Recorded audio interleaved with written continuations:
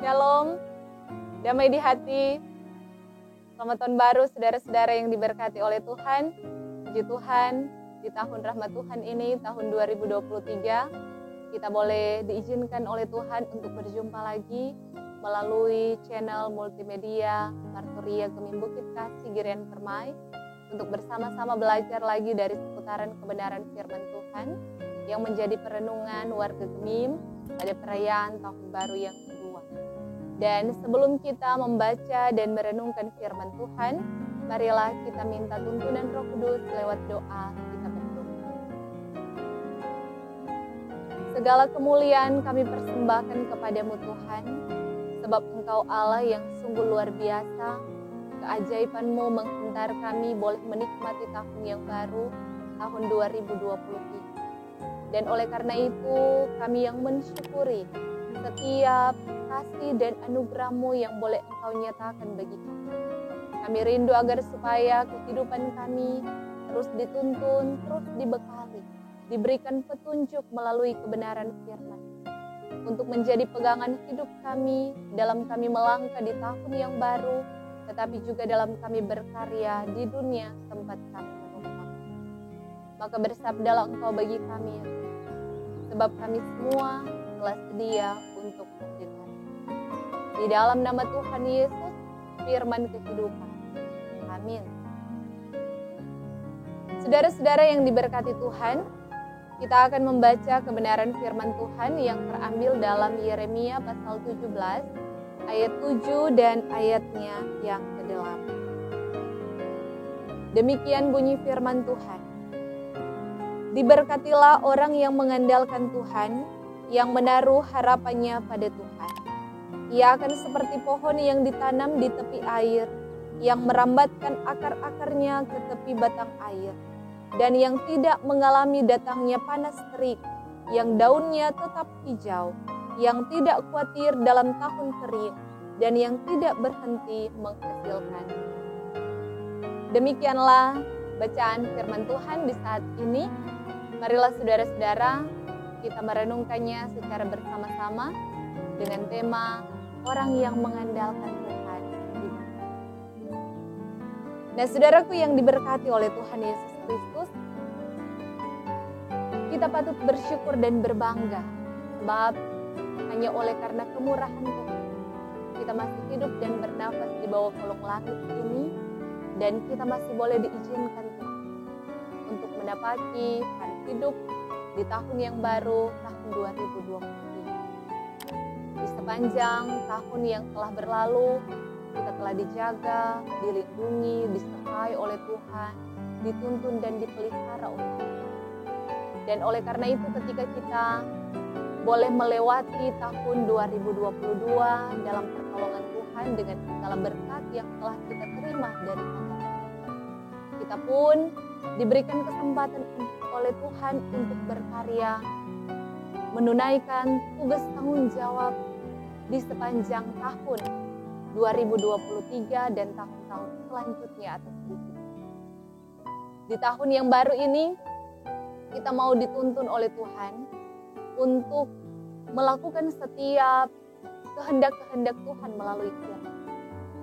Kita pula mau diarahkan agar supaya kita memiliki inovasi-inovasi yang baru, memiliki terobosan-terobosan yang baru, bahkan membangun komitmen iman yang baru. Sebab permulaan tahun merupakan awal yang baik untuk kita membangun komitmen yang baru, untuk berjalan bersama-sama dengan Tuhan. Dalam kita mendedikasikan kehidupan kita di tengah-tengah keluarga, dalam kita bergereja, bahkan dalam kita bermasyarakat. Dan saudara-saudara yang dikasihi dan diberkati oleh Tuhan, dalam bacaan firman Tuhan melalui Yeremia pasal 17. Di sini Nabi Yeremia mau mengingatkan akan perilaku hidup umat yang telah berdosa, perilaku umat yang telah memberontak dan jauh daripada Tuhan. Yeremia menubuatkan bahwa akan ada penghukuman dari Tuhan yang akan menimpa Yehuda ketika mereka melakukan tindakan-tindakan yang tidak berkenan di hadapan Tuhan. di mana kota itu akan dihancurkan akibat dosa yang mereka lakukan, sehingga ada kerugian yang luar biasa yang akan mereka alami. Dan itu datangnya dari manusia, dari bangsa Asyur, dari Babel. Maka dalam ayatnya yang kelima, Nabi Yeremia mau mengingatkan mereka agar supaya jangan sekali-kali mengandalkan manusia. Sebab ketika mereka mengandalkan manusia, yang akan mereka alami dan nikmati adalah kehancuran itu. Yeremia dia menyoroti umat Tuhan yang hidup dalam kesombongan, yang hidup mengandalkan kekuatan dan kehebatan sebagai manusia, di mana mereka merasa aman karena mereka berkoalisi dengan sekutu-sekutu mereka dan menyembah Allah-Allah asing. Dan akibatnya saudara-saudara, Tuhan membuang mereka, ditindas oleh bangsa yang lain. Kepercayaan diri bangsa Yehuda yang mengandalkan kekuatan manusia dihancurkan oleh Tuhan. Tetapi bukan tidak ada tujuan. Sesungguhnya ada tujuan dan maksud Tuhan ketika melakukan tindakan yang demikian, agar supaya Yehuda boleh hidup berbalik kepada Tuhan, hidup dalam pertobatan. Ketika mereka hidup menderita dalam pembuangan, mau menyadarkan mereka untuk kembali mengandalkan Tuhan yang adalah satu-satunya Allah yang berdaulat di bawah kolong langit, penguasa tunggal, dan tidak ada satu manusia pun yang dapat menyaingi bahkan menandingi kehebatan Tuhan Allah. Dan oleh karena itu Nabi Yeremia ia menyerukan dalam bagian firman Tuhan yang boleh kita baca bahwa diberkatilah orang yang mengandalkan Tuhan, yang menaruh harapannya kepada Tuhan. Dalam ayat selanjutnya, ayat 8 dikatakan, ia akan seperti pohon yang ditanam di tepi air, yang merambatkan akar-akarnya ke tepi batang air, dan yang tidak mengalami datangnya panas terik, yang daunnya tetap hijau, yang tidak khawatir dalam tahun kering dan tidak berhenti menghasilkan. Dan sungguh luar biasa bahwa ada juga bahasa simbol di mana orang yang terus mengandalkan Tuhan, menaruh harap kepada Tuhan, diibaratkan seperti pohon yang ditanam di tepi. Artinya mereka akan dijaga, akan dipelihara, akan dilindungi oleh Tuhan. Mereka akan dibentengi oleh Tuhan. Dan mereka tidak akan takut dengan datangnya panas terik. Walaupun ada panas terik, mereka akan terus menghasilkan daun yang hijau. Mereka akan terus menghasilkan buah-buah yang berkualitas baik. Sebab mereka terus hidup mengandalkan Tuhan, menaruh harapan mereka kepada Tuhan, bukan mengandalkan manusia. Karena saudara-saudara, apabila kita mengandalkan manusia, kadangkala janji manusia banyak kali melahirkan kekecewaan. Ada banyak manusia yang sering mengubar janji yang manis, tetapi setiap janji yang mereka ucapkan tidak ditepati. Berbeda dengan Tuhan yang kita sembah. Apa yang Tuhan janjikan, itulah yang hendak Ia tepati. Dan ketika Tuhan berjanji bahwa akan diberkati orang yang mengandalkan Tuhan, yang menaruh harapan kepada Tuhan, maka demikian yang akan ternikmati dalam kehidupan kita. Ketika kita menjadikan Tuhan sebagai andalan, menaruh setiap harapan hidup kita kepada Tuhan, hidup takut akan Tuhan, maka kita semua pasti akan menikmati berkat-berkat yang terbaik sesuai kasih dan anugerah.